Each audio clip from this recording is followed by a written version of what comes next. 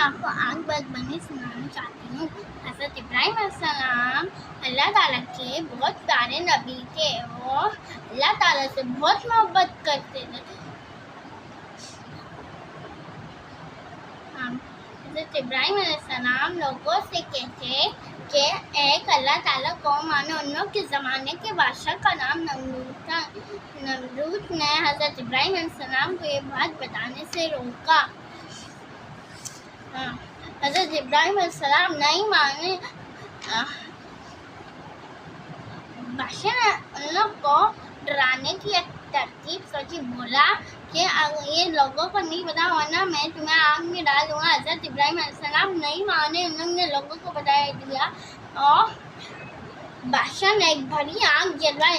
حضرت ابراہیم علیہ السلام کو ڈال دو۔ انہوں نے کہا، بادشاہ نے اپنے ساتھیوں کو کہا، حضرت ابراہیم علیہ السلام کو آگ میں ڈال دو۔ اس آگ کے شعلے ہوا میں اڑ رہے تھے اور آسمان کو چھو رہے تھے۔ آگ میں ڈالا جو حضرت ابراہیم علیہ السلام کو اللہ تعالیٰ پر پورا ایمان تھا، وہ آگ فوراً سے باغ بن گئی۔